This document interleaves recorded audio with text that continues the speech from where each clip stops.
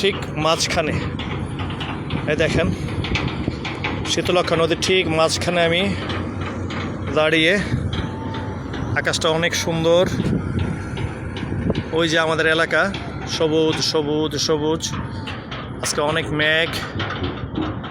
আমি ঠিক নদীর মাঝখানটায়, এখানে বেশ কিছু সিমেন্ট ফ্যাক্টরি। আমি নদীর পশ্চিম পাড়ে চলে এসেছি, প্রায় হাঁটছি। সরমোট সেতুটা পার হতে মিনিট 10-এর বেশি লাগার কথা না।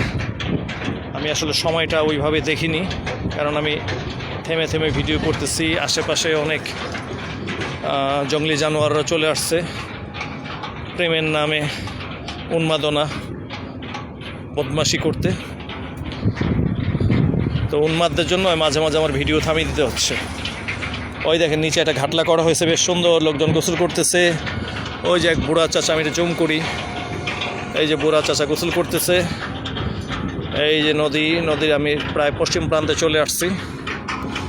আমাদের বাড়ি পূব প্রান্তে, ওই যে যেখানে গাছপালা দেখাচ্ছে এদিকটাই আমাদের বাড়ি। এই হলো আমাদের বসুন্ধরা সিমেন্ট। এই পাশে এই যে চুঙ্গিগুলি দেখতে পাচ্ছেন, এই চুঙ্গিটা হচ্ছে সামিত পাওয়ার প্ল্যান্ট, এখানে বিদ্যুৎ তৈরি হয়। আর দূরে ওই যে টাওয়ার দেখতে পাচ্ছেন, ওইখানটায় আমাদের বাড়ি, মানে আমার বাগান বাড়ি এলাকা ওইখানে। এই যে ঢাল, আমরা এখন নেমে যাব।